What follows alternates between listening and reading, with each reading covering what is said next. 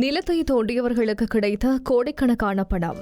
கருணா தொடர்பிலான விசாரணைகளை மூடி மறைத்த சிஐடியினர்.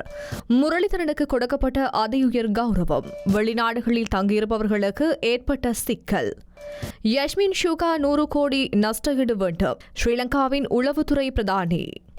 பாகிஸ்தானில் பயங்கர தாக்குதல், 7 பேர் பலி. அமெரிக்க அதிபருக்கு கடும் எச்சரிக்கை. வெளிவந்த விசேட வர்த்தமானி அரசு விடுமுறைகள் தொடர்பில் முழுமையான தகவல்.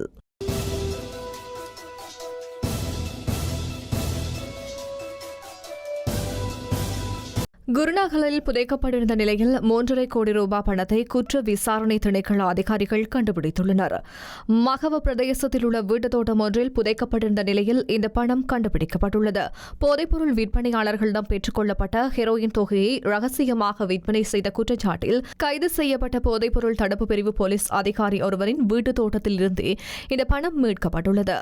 இந்த பணம் போதைப்பொருள் விற்பனையில் பெற்றுக் கொள்ளப்பட்டதென விசாரணைகளில் தெரியவந்துள்ளது. போதைப்பொருள் வர்த்தகத்துக்கு தொடர்புடைய போலீஸ் போதைப்பொருள் தடுப்பு பிரிவின் உப போலீஸ் பரிசோதகர் உட்பட அதிகாரிகள் 5 குற்ற விசாரணை திணைக்களத்தினால் கைது செய்யப்பட்டனர். கைது செய்யப்பட்டவர்கள் 7 நாட்கள் தடுத்து வைக்கப்பட்டுள்ளதுடன் அவர்களிடம் விசாரணைகள் முன்னெடுக்கப்பட்டு வருகின்றன. துபாயில் உள்ள பிரதான தரப்பு போதைப்பொருள் விற்பனையாளரான ஹிகான் பொன்சேகா என்பவருக்கு சொந்தமான 100 கோடி ரூபாவுக்கும் அதிக பெறுமதியான ஹெரோயின் 90 கிலோகிராமினை இந்த போலீசாரினால் திருடப்பட்டு விற்பனை செய்யப்பட்டுள்ளதாகவும் குற்றம் சுமத்தப்பட்டுள்ளது. ராணுவத்தைச் சேர்ந்த 2000 முதல் 3000 பேரை ஒரே இரவில் தான் கொலை செய்ததாக விடுதலை புலிகள் அமைப்பின் முன்னாள் தலைவர்களில் ஒருவரான கருணா கூறியிருந்தமை தொடர்பாக குற்றவியல் விசாரணை திணைக்களம் அண்மையில் அவரிடம் வாக்குமூலம் பதிவு செய்து கொண்டது. இந்த விடயம் தொடர்பான விசாரணைகளை அடுத்து கருணா தொடர்பாக குற்றவியல் விசாரணை திணைக்களம் இதற்கு முன்னர் மேற்கொண்ட சில விசாரணைகளை மஹிந்த ராஜபக்ஷ அரசாங்கம் மூடி மறைத்தமை தொடர்பான தகவல்கள் தெரியவந்துள்ளன. மஹிந்த ராஜபக்ஷவின் முதலாவது பதவிக்காலத்தில் கருணா பிரித்தானியாவில் நடைபெற்ற சுற்றாடல் மாநாடு ஒன்றுக்கு அனுப்பி வைக்கப்பட்டிருந்தார். இலங்கையின் சுற்றுலா அதிகார சபையின் தலைவர்களுக்கு பிரித்தானியாவினால் இருந்து கிடைத்த அழைப்பை பயன்படுத்தி கருணா அங்கு அனுப்பி வைக்கப்பட்டிருந்தார். இதன் அடிப்படையில் சுற்றுலா அதிகார சபையின் அதிகாரிகளுக்கு கிடைத்த அழைப்புக்கு ஏற்ற வகையில் புலனாய்வு பிரிவினர் போலி கடவுச்சீட்டை தயார் செய்து கருணாவை பிரித்தானியாவுக்கு செல்ல சந்தர்ப்பத்தை ஏற்படுத்தி கொடுத்தனர். பிரித்தானியா சென்றிருந்த கருணா போலி கடவுச்சீட்டை பயன்படுத்தி குற்றச்சாட்டில் அந்த நாட்டில் கைது செய்யப்பட்டு 2 ஆண்டுகள் சிறை தண்டனை அனுபவிக்க நேரிட்டது. அதுடன் போலி கடவுச்சீட்டு சம்பவத்தை அடிப்படையாக கொண்டு அதுவரையில் இலங்கையில் இயங்கிய பிரித்தானிய தூதரகத்தின் விசா பிரிவை இந்தியாவிற்கு மாற்ற பிரித்தானிய அரசாங்கம் நடவடிக்கை எடுத்திருந்தது. கருணாவின் போலி கடவுச்சீட்டு தொடர்பாக பிரித்தானிய போலீசார் இலங்கையில் குற்றவியல் விசாரணை திணைக்களத்துக்கு அறிவித்திருந்ததுடன் விசாரணைகள் ஆரம்பிக்கப்பட்டிருந்தன. ராஜபக்ஷ அரசாங்கத்தின் உயர்மட்டத்திலிருந்து கொடுக்கப்பட்ட அழுத்தம் காரணமாக அந்த விசாரணைகள் இடையில் நிறுத்தப்பட்டன. அத்துடன் அரச புலனாய்வு பிரிவினர் கருணாவுக்கு வழங்கியிருந்த துப்பாக்கியே தமிழ் தேசிய கூட்டமைப்பின் முன்னாள் நாடாளுமன்ற உறுப்பினர் நடராஜா ரவிராஜாவின் கொலைக்கு பயன்படுத்தப்பட்டுள்ளதாக குற்றவியல் விசாரணை திணைக்களம் நடத்திய விசாரணைகளில் தெரியவந்திருந்தது. 2007ஆம் ஆண்டளவில் கந்தலாய் பிரதேசத்தில் அமைந்திருந்த ரகசிய முகாம் ஒன்றில் அரச புலனாய்வு பிரிவினர் கருணா குழுவுக்கு 400 தானியங்கி துப்பாக்கிகளை வழங்கியிருந்தனர். அந்த துப்பாக்கிகளில் ஒன்றே ரவிராஜின் கொலைக்கு பயன்படுத்தப்பட்டிருப்பதாக விசாரணைகளில் உறுதிப்படுத்தப்பட்டது. எனினும் அரசாங்கத்தின் உயர்மட்டத்தில் இருந்து கொடுக்கப்பட்ட அழுத்தம் காரணமாக குற்றவியல் விசாரணை திணைக்களம் அந்த விசாரணைகளை இடையில் நிறுத்தியது. இவ்வாறான சூழ்நிலையில் கருணா அம்மான் தற்போது வெளியிட்டிருந்த கருத்தும் சம்பந்தமாக சட்டம் அமல்படுத்தப்படும் என அரசாங்கம் கூறுவது நகைப்புக்குரியது என அரசியல் அவதானிகள் சுட்டிக்காட்டியுள்ளனர். 21ஆம் நூற்றாண்டின் அதிசிறந்த கிரிக்கெட் வீரராக இலங்கையின் முன்னாள் சுழல்பந்து ஜாம்பவானும் உலகளாவிய ரீதியில் அதிக டெஸ்ட் விக்கெட்டுகளை கைப்பற்றியவருமான முத்தையா முரளிதரன் விஸ்டன் மாதாந்த சஞ்சிகையால் பெயரிடப்பட்டுள்ளார். உலகின் தலைசிறந்த கிரிக்கெட் தரவு பகுப்பாய்வு நிறுவனமான கிரீஸ்வின் மற்றும் விஸ்டன் சஞ்சிகை ஆகியன இணைந்து இந்த நூற்றாண்டின் தலைசிறந்த 30 வீரர்கள் பட்டியலை வெளியிட்டுள்ளது. 2000 ஆண்டு முதல் 2020ஆம் ஆண்டு வரை விளையாடிய போட்டியாளர்களின் தரவுகளை கொண்டே இந்த பட்டியல் தயாரிக்கப்பட்டுள்ளது என்கின்றார் விஸ்டன் சஞ்சிகையின் முகாமையாளர் சாம் ஸ்டவ். முரளியின் சிறப்புகளை சொல்ல அவரின் தரவு இலக்கங்கள் மட்டுமே போதாது. ஆனால் கிரீஸ்விஸ் நிறுவனம் தன்னுடைய ஆழமான ஆய்வின் பின்னர் அதனை மேலும் நேர்த்தியாக்கியிருக்கின்றது. இது கடந்த 20 ஆண்டுகளில் கிரிக்கெட்டில் முரளிதரன் ஆதிக்கத்தை பறைசாற்றுகிறது என்கின்றார் விஸ்டன் சஞ்சிகை ஆசிரியர் ஜோ ஹார்மன். முரளி மற்றும் ஆஸ்திரேலிய அணியின் வேகப்பந்து வீச்சாளர் கிளென் மேக்ராத் ஆகிய இருவருமே இந்த கணிப்பில் முன்னிலை வகித்திருந்தனர். ஆனால் ஒரு சுழல்பந்து வீச்சாளராக தொடர்ச்சியாக அதிகமாக பந்து வீசிய இலங்கையின் தலைசிறந்த பந்து வீச்சாளர் முத்தையா முரளிதரன் டெஸ்ட் போட்டிகளில் அதிகம் தன்னுடைய ஆதிக்கத்தை செலுத்தியிருக்கின்றார் என்று நாம் நம்புகின்றோம் என்கின்றார் கிறிஸ்வின் ஆய்வாளர் ஃப்ரெடி வைஸ்டே. கொரோனா வைரஸ் காரணமாக மத்திய கிழக்கு நாடுகளில் தொழில் புரிந்து வரும் இலங்கையர்களில் சுமார் 20,000 பேர் தொழில்களை இழத்தல் உட்பட பல பிரச்சினைகளை எதிர்நோக்கி வருவதாக இலங்கை வெளிநாட்டு வேலைவாய்ப்பு பணியகம் தெரிவித்துள்ளது. தற்போது சில நிறுவனங்கள் மூடப்பட்டுள்ளதால் ஊழியர்கள் சம்பளம் கிடைக்காத பிரச்சினையை எதிர்நோக்கி வருகின்றனர். மேலும் சிலருக்கு அரைவாசி சம்பளம் வழங்கப்படுவதும் சிலரது சம்பளம் குறைக்கப்பட்டுள்ளது. மேலும் மேலதிக பணிநேர கொடுப்பனவுகள் கிடைப்பதில்லை என தெரியவந்துள்ளதாகவும் பணியகம் கூறியுள்ளது. அதேவேளை கடந்த ஏப்ரல், மே மற்றும் ஜூன் ஆகிய 3 மாதங்களில் சுமார் 30,000 பேர் வெளிநாடுகளுக்கு வேலைகளுக்கு செல்ல எதிர்பார்த்திருந்தனர். கொரோனா வைரஸ் பரவல் காரணமாக அவர்களும் அந்த தொழில் வாய்ப்புகளை இழக்க நேரிட்டுள்ளது என இலங்கை வெளிநாட்டு வேலைவாய்ப்பு பணியகத்தின் மேலதிக பொது முகாமையாளர் மங்கள ரந்தனிய தெரிவித்துள்ளார். வெளிநாடுகளில் பிரச்சினைகளை எதிர்நோக்கும் நபர்கள் அது குறித்து தத்தமது நாடுகளில் உள்ள இலங்கை தூதரகத்திற்கு அறிவிக்குமாறு வெளிநாட்டு வேலைவாய்ப்பு பணியகம் கோரிக்கை விடுத்திருந்த போதிலும் பாதிக்கப்பட்டுள்ள தமக்கு தூதரகங்களில் எந்த உதவிகளும் கிடைக்கவில்லை என பாதிக்கப்பட்டுள்ளவர்கள் தெரிவித்துள்ளனர். தொழில் வாய்ப்பு இல்லாத காரணத்தினால் தாம் தங்கியிருப்பதற்கு கூட இடம் இல்லை என்பதுடன் உணவும் கிடைப்பதில்லை எனவும் அவர்கள் கூறியுள்ளனர். எது எப்படி இருந்த போதிலும் வெளிநாடுகளில் சிக்கியுள்ள இலங்கை தொழிலாளர்களுக்கு நிவாரணங்களை வழங்கவோ அவர்களை மீண்டும் நாட்டிற்கு அழைத்து வரவோ எந்த வேலை திட்டங்களும் இல்லை என்பதை காணக்கூடியதாக இருப்பதாக சமூக நல ஆர்வலர்கள் தெரிவிக்கின்றனர்.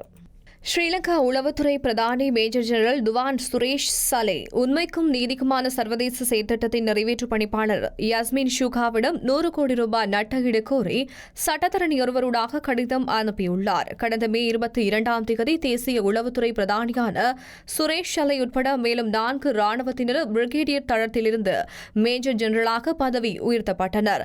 அது தொடர்பில் கடந்த ஜூன் 1ஆம் தேதி விசேட ஊடக அறிக்கை ஒன்றினை யாஸ்மின் ஷூகா வெளியிட்டிருந்தார்.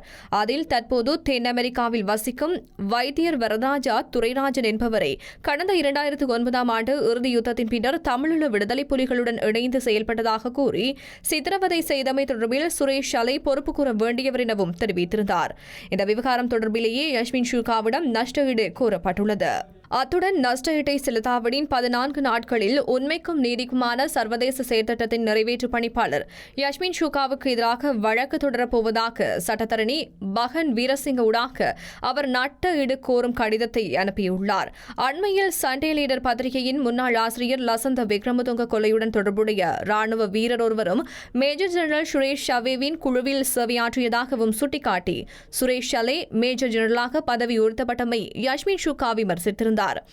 இந்நிலையிலேயே யாஸ்மின் ஷூகா கூறும் குற்றச்சாட்டுகளை மறுத்துள்ள சுரேஷ் சலே தனது நட்பேருக்கு களங்கம் ஏற்படுத்தியுள்ளதாக கூறி தனது சட்டத்தரணியூடாக நட்டஈடு கோரி சட்ட கடிதம் ஒன்றினை அனுப்பியுள்ளார். நட்டஈடு கோரும் இந்த கடிதம் DML குரியர் சேவையூடாக இங்கிலாந்தின் லண்டன் உள்ள யாஸ்மின் ஷூகாவின் முகவரிக்கும் அவரது அலுவலக தலைமையகத்தின் முகவரிக்கும் அனுப்பப்பட்டுள்ளதாக தெரிவிக்கப்படுகின்றது. சர்வதேச அமைப்பொன்றின் பிரதானி ஒருவருக்கு எதிராக ஸ்ரீலங்கா ராணுவ சேவையில் இருக்கும் அதிகாரி ஒருவர் நஷ்டஈடு கோரி சட்ட ரீதியான கடிதம் ஒன்றினை அனுப்புவது ஸ்ரீலங்காவில் இதுவே முதல் முறையாகும் எனவும் தெரிவிக்கப்படுகின்றது. பாகிஸ்தான் கராச்சியில் உள்ள பங்குச்சந்தை அலுவலகத்தில் நடந்த பயங்கரவாத தாக்குதலில் 7 பேர் உயிரிழந்துள்ளனர். அதோடு 3 பேர் காயமடைந்துள்ளனர் என அங்கிருந்து வெளியாகும் தகவல்கள் தெரிவிக்கின்றன. பயங்கரவாத தாக்குதலை அடுத்து அலுவலகத்தில் இருந்த பணியாளர்களை போலீசார் வெளியேற்றினர். இறந்தவர்களில் ஒருவர் போலீசார், 2 பாதுகாவலர் மற்றும் 4 பேர் தாக்குதலை மேற்கொண்டவர்கள் அடங்குவதாக செய்திகள் தெரிவிக்கின்றன. துப்பாக்கிதாரிகள் கையெறி குண்டு மற்றும் துப்பாக்கியால் கட்டடத்தின் மீது தாக்குதலை மேற்கொண்டுள்ளனர். தாக்குதல் மேற்கொள்ளப்பட்ட குறித்த கட்டடம் உயர் பாதுகாப்பு வலயத்தில் அமைந்துள்ளதுடன் அதனைச் சுற்றி பல தனியார் வங்கிகளின் தலைமை அலுவலகங்களும் அமைந்துள்ளமை குறிப்பிடத்தக்கது. தேர்தல் பிரசாரங்களில் அமெரிக்க அதிபர் டிரம்ப் தொடர்ந்தும் எங்கள் பாடல்களை பயன்படுத்தினால் சட்டப்படி நடவடிக்கை எதிர்கொள்ள வேண்டி வரும் என்று பிரபல பிரிட்டிஷ் இசைக்குழுவான ரோலிங் ஸ்டோன்ஸ் எச்சரிக்கை விடுத்துள்ளது. இதுகுறித்து ரோலிங் ஸ்டோன்ஸ் இசைக்குழு வெளியிட்டுள்ள அறிக்கையில் கூறப்பட்டுள்ளதாவது, அனுமதியின்றி எங்கள் குழுவினரின் பாடல்களை டிரம்ப் தனது பிரச்சாரத்தில் பயன்படுத்தி வருவதாக BMA என்ற நிறுவனம் மூலம் தெரியவந்துள்ளது. அமெரிக்க அதிபர் டொனால்டு டிரம்ப் தொடர்ந்தும் எங்கள் பாடல்களை அனுமதியின்றி பயன்படுத்தினால் சட்ட ரீதியான நடவடிக்கைகளை எதிர்கொள்ள வேண்டியிருக்கும். எங்களிடமிருந்து எந்தவித அனுமதியையும் பெறாமல் எங்கள் பாடல்களை ட்ரம்ப் பயன்படுத்தி வருகின்றார். வெறுப்பு பிரச்சாரங்களில் எங்கள் பாடல்கள் பயன்படுத்தப்படுவதை நாங்கள் விரும்பவில்லை. இவ்வாறு இந்த அறிக்கையில் கூறப்பட்டுள்ளது. ரோலிங் ஸ்டோன்ஸ் குழுவினரின் மிகவும் பிரபலியமான "You and Always Head What You Want" என்ற பாடல் டொனால்ட் ட்ரம்பின் தேர்தல் பிரசாரங்களில் பயன்படுத்தப்படும். ஏற்கனவே 2016 ஆண்டு தேர்தல் பிரசாரத்தின் போது தங்கள் பாடலை ட்ரம்ப் பயன்படுத்தியமைக்கு ரோலிங் ஸ்டோன்ஸ் குழு கடும் எதிர்ப்பை தெரிவித்திருந்தமை குறிப்பிடத்தக்கது. 2021 ஆண்டுக்கான அரசு மற்றும் வங்கி விதிமுறைகள் அறிவிக்கப்பட்டுள்ளது. பொது நிர்வாகம், உள்துறை மற்றும் மாகாண சபைகள் மற்றும் உள்ளூராட்சி அமைச்சினால் வெளியிடப்பட்ட அதிவிசேட வர்த்தமானி அறிக்கையில் இந்த விடயம் குறிப்பிடப்பட்டுள்ளது. அதற்கமைய ஜனவரி மாதம் 14 மற்றும் 28 தேதிகளில் தைப்பொங்கல் மற்றும் போயா விடுமுறை வழங்கப்பட்டுள்ளது. பிப்ரவரி மாதம் 4 சுதந்திர தின விடுமுறை வழங்கப்பட்டுள்ளதுடன் பிப்ரவரி மாதம் 26 போயா தின விடுமுறை அறிவிக்கப்பட்டுள்ளது. மார்ச் மாதம் 11 சிவராத்திரி விடுமுறையும் 28 போயா தின விடுமுறையும் அறிவிக்கப்பட்டுள்ளதுடன் ஏப்ரல் மாதம் 2 பெரிய வெள்ளி விடுமுறை அறிவிக்கப்பட்டுள்ளது. 13 மற்றும் 14 தேதிகளில் தமிழ் சிங்கள புத்தாண்டு விடுமுறைகள் வழங்கப்பட்டுள்ளன. ஏப்ரல் மாதம் 26 போயா தின விடுமுறை, மே மாதம் 1 உலக தொழிலாளர் தின விடுமுறையும், 14 ரம்லான் விடுமுறையும், 26 மற்றும் 27 வெசாக் விடுமுறையும் அறிவிக்கப்பட்டுள்ளன. ஜூன் மாதம் 24 பொசன் போயா தின விடுமுறையும், ஜூலை மாதம் 21 ஹஜ் பெருநாள் விடுமுறையும், 2 போயா தின விடுமுறையும் அறிவிக்கப்பட்டுள்ளது. ஆகஸ்ட் மாதம் 22 போயா தின விடுமுறையாகும். செப்டம்பர் மாதம் 20 போயா தின விடுமுறையும், அக்டோபர் 19 நபிகள் பிறந்தநாள் விடுமுறையும், அக்டோபர் 20 போயா தின விடுமுறையும் அறிவிக்கப்பட்டுள்ளது. நவம்பர் மாதம் 4 தீபாவளி விடுமுறையும் மற்றும் 18 போயா தின விடுமுறையும் அறிவிக்கப்பட்டுள்ளது. டிசம்பர் மாதம் 18 போயா தின விடுமுறையும், 25 நத்தார் விடுமுறையும் இந்த வர்த்தமானியில் அறிவிக்கப்பட்டுள்ளமை குறிப்பிடத்தக்கது.